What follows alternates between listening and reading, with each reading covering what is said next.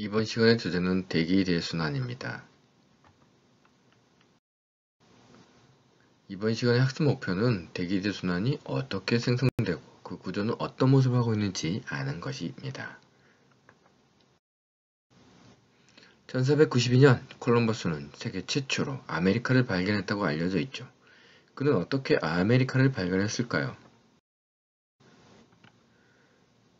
콜럼버스는 유럽에서 지구는 둥글므로 서쪽을 계속 가면 인도에 갈 수 있다고 생각했다고 합니다. 그래서 그는 서쪽으로 계속 항해해서 인도를 가기 위해 준비를 했고 바람과 파도를 잘 아는 뱃사람을 구해 알아본 결과 스페인에서 바로 서쪽으로 가지 않고 맞바람을 피해 남쪽으로 내려가 적도에서 부는 동풍을 타고 서쪽으로 나아갔다고 합니다. 바로 이 바람이 현재 무역풍이라고 불리는 바람이죠. 그리고 돌아올 때는 북동쪽으로 올라간 뒤 서풍을 타고 돌아왔는데 이 바람은 바로 편서풍입니다.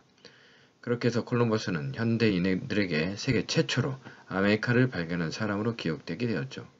그런데 재미있는 사실은 콜럼버스 자신이 발견한 대륙이 인도라고 굳게 믿었다는 것. 그래서 아메리카에서 사는 사람들은 인디언이라고 했다고 합니다. 인디언이 여기서 나온 말인 거죠.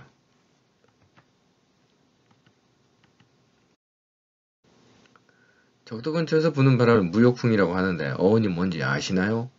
아메리카가 발견된 이후 유럽에서는 아메리카로 많은 사람들이 이주하였고 그 후로 유럽과 아메리카 사이에 무역이 활발해졌는데요. 이때 유럽에서 아메리카로 갈 때는 항상 배를 타고 갔습니다. 그런데 그 당시 배는 모두 범선이었습니다. 쉽게 말하자면 바람을 이용해 가는 큰 돛담배인 거죠. 그러니 이 배들은 유럽에서 아메리카로 가려면 적도 근처의 동풍을 이용해야 했던 거죠. 그래서 이 지역에서 부는 바람을 무역에 이용한 바람이라고 해서 무역풍이라고 합니다. 그렇다면 적도에서는 왜 동풍인 무역풍이 불고 중위도에서는 서풍인 편서풍이 불까요? 그것을 알기 위해서는 위도별로 흡수하는 에너지와 방출하는 에너지에 대해 이해해야 합니다. 여러분들은 위도별로 지표가 받는 태양 복사 에너지가 다르다는 것을 알고 있습니다. 저위도가 고위도보다 단위 면적당 받는 에너지가 많습니다. 따라서 위도별로 태양 복사 에너지의 입사량은 저위도가 크고 고위도로 갈수록 작아질 것입니다. 그것을 측정해보면 그림과 같이 적도 근처는 많고 극지방 근처는 작아지게 되는 것입니다. 이번에는 위도에 따라 우주로 나가는 에너지를 생각해 보겠습니다. 지구 표면에서 에너지가 방출됩니다. 어떤 형태로 나갈까요? 주로 적외선 형태로 방출됩니다. 그런데 적외선으로 방출되는 에너지 크기는 결국 온도에 따라 달라진다고 했습니다. 여러분들이 적외 영상 단원에서 배웠을 것입니다. 잘 이해가 되지 않은 학생은 그룹 영상 해설을 다시 보시기 바랍니다. 그림은 위도에 따른 해수면 온도 분포입니다. 온도가 고위도로 갈수록 낮아진다는 걸 알 수 있죠. 역시 지표의 온도를 이용하여 위도에 따라 지구에서 방출하는 에너지를 계산할 수 있는데 그 값이 그림과 같이 그래프가 됩니다. 적도가 제일 많이 방출되고 고위도로 갈수록 방출되는 양이 줄어드네요. 그렇다면 위도별로 들어오는 태양 복사 에너지와 방출되는 에너지를 합해보면 어떨까요? 그림과 같이 합쳐지는데 재밌는 것은 위도별로 들어오는 에너지 양과 방출되는 에너지 양이 정확하게 같지 않다는 것입니다. 이 상태가 정상이라면 뭔가 이상합니다. 왜냐고요? 여러분들이 교실에 학생들의 수를 생각해 봅시다. 1분에 뒷문으로 10명씩 들어오고 앞문으로 5명씩 나간다고 생각해 봅시다. 그런 상황에서 시간이 지나면 교실 안 학생들의 수는 어떻게 될까요? 네, 교실 안의 학생 수는 시간이 갈수록 계속 늘어날 것입니다. 왜냐하면 나가는 학생 수보다 들어오는 학생 수가 많으니까요. 마찬가지로 저희도는 지구로 들어온 태양 복수 에너지량이 나가는 지구 복수 에너지량보다 많습니다. 이러한 현상이 계속되면 당연히 저희도는 계속 뜨거워져야 합니다. 이 상태를 에너지 과잉이라고 합니다. 또한 고위도는 반대로 나가는 양이 들어온 양보다 많으므로 계속 추워져야 합니다. 이는 에너지 부족이라고 합니다. 그런데 실제로 지구는 어떤가요? 적도는 계속 뜨거워지고 있나요? 남극과 북극은 계속 온도가 떨어지고 있나요? 실제로는 그런 일이 벌어지지 않습니다. 왜 그럴까요? 그 이유는 저위도에 남는 에너지를 고위도로 이동하기 때문입니다. 무엇을 통해서일까요? 그건 바로 공기와 물을 통해서인데 대기와 해수를 통해서 에너지가 이동하고 있는 거죠. 그럼 먼저 대기를 통해 에너지가 저위도에서 고위도로 어떻게 수송되는지 생각해 보도록 하겠습니다. 그림에서 태양빛이 위도별로 비추면 다른 지방에 비해서 적도가 가장 뜨거울 것이고 극지방은 가장 차가울 것입니다. 따라서 적도는 공기가 뜨거워서 상승할 것이고 극지방에서는 공기가 차가움으로 가라앉을 것입니다.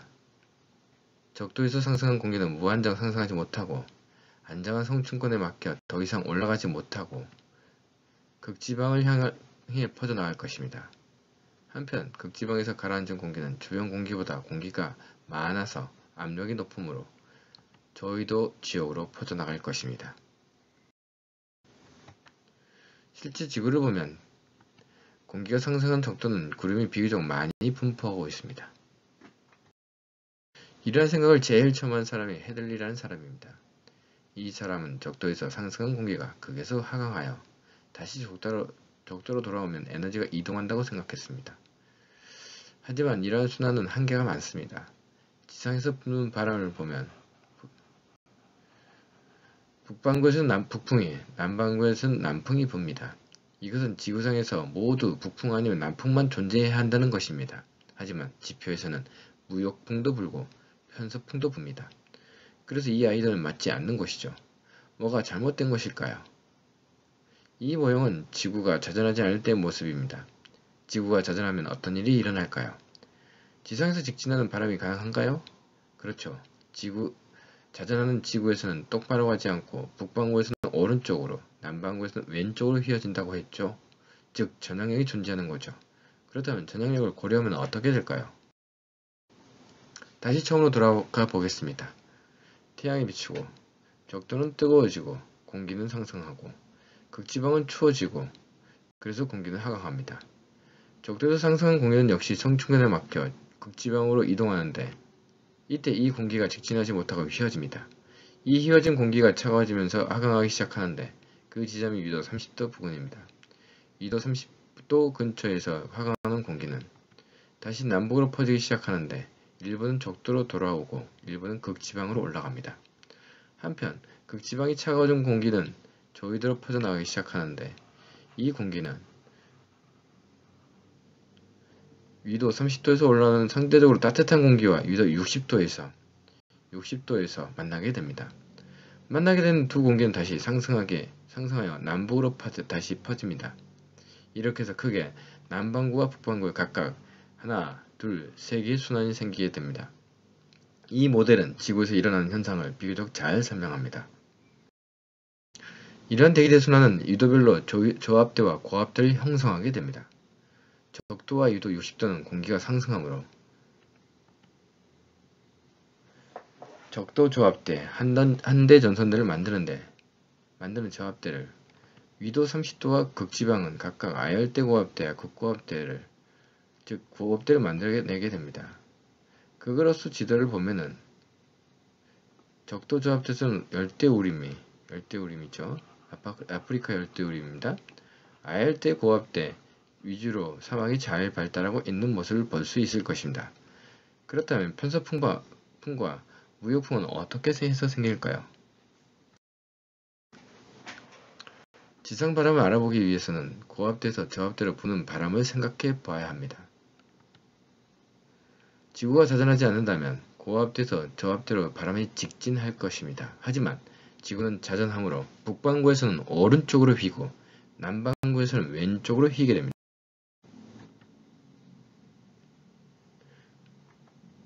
적도에서 30도 사이에는 소위 무역풍이라고 부르는 동풍계열의 바람이 불고 30도와 60도 사이에서는 편서풍이라고 불리는 서풍계열의 바람이 불고 60도에서 극지방 사이에서는 동풍의 바람이 불게 되는 것이죠.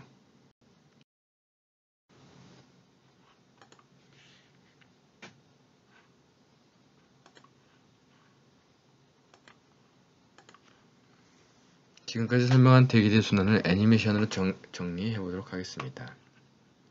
지구가 자전하지 않으면 적도에서 뜨거워진 공기가 상승하여 극지방까지 이동한 다음에 다시 하강하여 다시 적도로 돌아온 패턴이 될 것입니다. 하지만 지구가 자전함으로 적도에서 상승한 공기는 극지방까지 가지 못하고 30도에서 하강합니다. 하강한 공기는 다시 적도로 돌아오고 일부는 다시 60도까지 올라갑니다. 극지방에서 내려온 공기는 60도까지 내려왔다가 아래에서 저희도 쪽에서 올라온 공기가 만나서 다시 올라가게 되는 현상이 벌어지게 됩니다. 이 그림은 전체적으로 지구에 있는 공기들이 어떻게 흐르는지를 보여주는 그림입니다. 지구 대기대순환과 밀접한 연관이 있다는 것을 우리가 알 수 있습니다. 그림으로 정리하면 그림과 같습니다. 각 순환에는 이름이 붙어 있는데요. 적도에서 출발하여 위도 30도에서 내려오는 순환은 제일 처음 이러한 순환을 생각한 사람의 이름을 따서 헤들리 순환, 중간에 순환은 페렐 순환, 페렐이란 사람은 세계 순환 모델의 아이디어를 만든 사람입니다. 그리고 마지막으로 극지방에서 시작하는 극순환이 있습니다. 참고로 극순환과 헤들리 순환은 온도 차이에 의해 직접 생겼다고 해서 직접순환, 페렐 순환은 극순환과 헤들리 순환에 의해 간접적으로 생겼다 해서 간접순환이라고도 합니다. 대기대순환과 실제 지구상의 모습을 비교해 볼까요? 적도 조합 때는 상승기가 발달하므로 구름이 많이 발달한 구름띠를 볼 수 있습니다. 그리고 아열대 고압 때는 하강기류가 잘 발달하므로 중간중간에 구름이 없는 맑은 지역을 볼 수 있는데요. 중간중간 맑은 지역이 보이죠? 맑은 지역이. 특히 남반구에는 맑은 지역이 많이 나타난다는 걸 알 수가 있습니다. 그리고 한대 전손대는 파란색 실선으로 이 지역에 구름이 잘 발달한 것을 볼 수 있네요. 이렇듯 대기대순환 모델은 지구에서 일어나는 지상의 바람과 구름의 분포를 비교적 잘 설명하고 있습니다. 여러분의 활동지에 이 그림을 이용하여 대기대순환을 정리해 보시기 바랍니다. 왼쪽은 지구가 자전하지 않을 때, 오른쪽은 지구가 자전할 때의 모습으로 그려보시면 되겠습니다. 지구에서 일어나는 대순환은 지구에서만 관찰할 수 있는 현상이 아닌데요. 목성의 줄무늬와 토성의 줄무늬에서도 이러한 현상을 찾아볼 수 있습니다. 목성의 줄무늬를 잘 관찰해보면 위도별로 대기가 흐르는 방향이 다르다는 걸 알 수가 있습니다. 지구에서는 저위도는 동풍, 중위도는 서풍이 불듯이 말입니다. 왜 이런 현상이 생길까요? 지구에서는 저위도에서는 에너지가 남고 고위도에서는 에너지가 부족한 현상, 즉 위도별 에너지 불균형을 해소하기 위해 대기순환이 발생했고, 그리고 자전효과에 의해서 대기대순환 세 가지 세포가 생긴 것처럼 목성도 똑같은 현상이 일어난다고 해석할 수 있습니다. 다른 점이 있다면 목성이 지구보다 더 빠르게 자전함으로 구름띠가 더 많다는 것입니다. 여기까지 대기대순환에 대해서 공부했습니다. 좀 이해가 되셨나요? 잘 모르겠으면 다시 돌려보시고 질문 달아주시기 바랍니다.